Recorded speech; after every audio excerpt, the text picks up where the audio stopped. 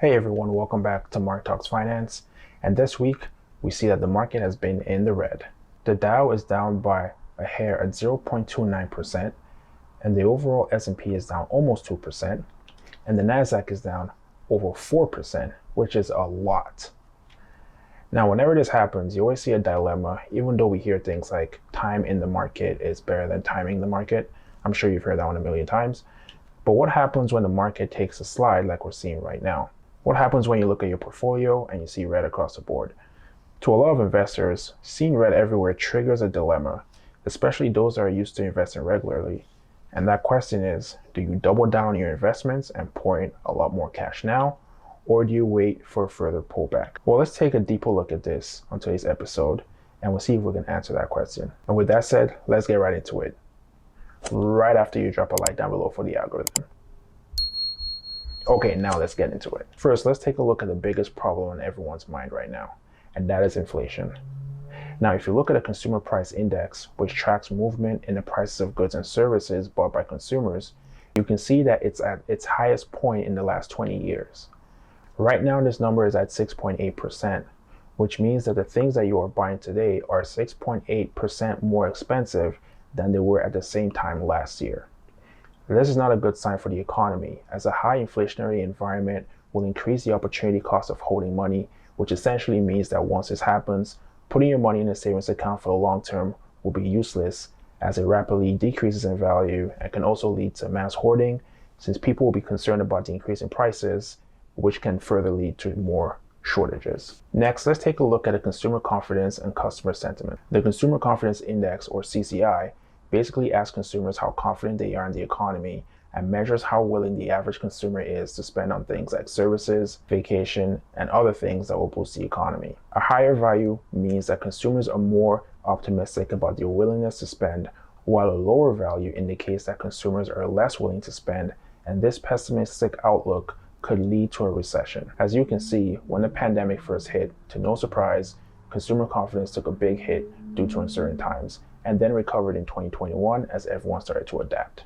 Restrictions eased and businesses began to open. But as we can see over the past few months, the consumer confidence metric has been on a downward trend, no doubt fueled by concerns over the new strain and fears that government restrictions and closures will be reintroduced. This is definitely something to keep an eye on going forward. Next, let's take a look at the retail sales report. Now, retail sales, as the name suggests, is a measure of all sales by U.S. retail stores. It's published monthly by the U.S. Department of Commerce, and its rise and fall can have a direct effect on the stock market, or at least the retail sector of the market. Now, when sales are higher, this means that consumers are spending more and companies tend to perform better. When sales are lower, the opposite is true. That is, less spending by consumers and company performance also tends to decrease. Now, if you look at the data from 2011 to present day, we can see a steady upward trend right up until 2020 when the pandemic hit and sales took a big hit. Since then, there has been a sharp recovery, and even though sales took a slight dip in the summer of 2021, it has returned back to a steady upward trend, which is actually a positive sign because it means that businesses have been thriving for the most part since 2020. Now, if you've been following along, you notice that all the key points that we've gone over so far are consumer-based metrics, and consumer-based metrics are very important when looking at the economy. Now, why is that? Listen, the consumer drives the economy. The purchasing of goods and services is what drives the economy, and ultimately, if these consumer numbers are low, it means that consumers are less willing or less optimistic in the state of the economy, which will have an impact on company sales, revenue, and will effectively affect the market. Okay, let's move on to the next and final point. But before we get into it, if you've been finding the content of this video insightful, hit that like button, as it helps give this video more exposure and also lets me know what sort of videos you like so I can give you more of that. Now, last but not least is, of course, the announcement of changes, or lack thereof, to the target range for the federal funds rate. Now, this might get a little bit nerdy, but please stick with me. I'll try to explain it as best as I can. Now, the federal fund rate is quite simply the rate that banks charge each other to borrow money to maintain a reserve balance on a nightly basis. Let's unpack this for a second. By law, banks must maintain a reserve amount equal to a certain percentage of their deposits in an account at the Federal Reserve Bank. Now, this ensures that they have enough money to cover any withdrawals and other obligations. Any money in their reserve that exceeds the required level can be lent out to other banks that might have a shortfall.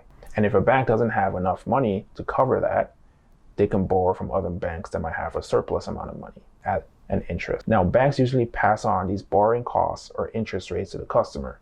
So whenever you hear about a change in interest rates, this is what's being referred to. Now, the latest meeting of the Federal Open Market Committee, or FOMC, indicated that the Fed is now primed to increase the federal funds rate next year to try and battle the high inflation rate. If you remember, we referenced this number at 6.8% earlier in the video.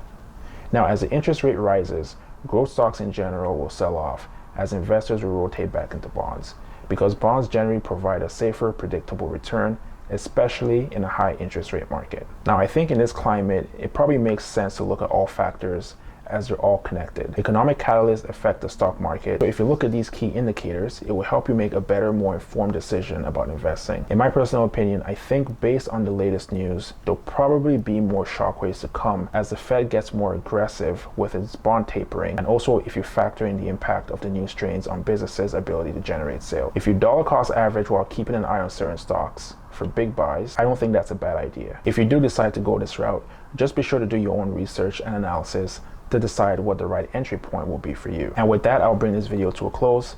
Thanks again for making it this far. If you have anything to add, or if there's anything in the video that you agree with or disagree with, don't hesitate to leave a comment down below and I'll respond. Also, hit that like button if you haven't already, and stay tuned for more content on finance, investing, and real estate. Thanks again, and I'll catch you in the next video.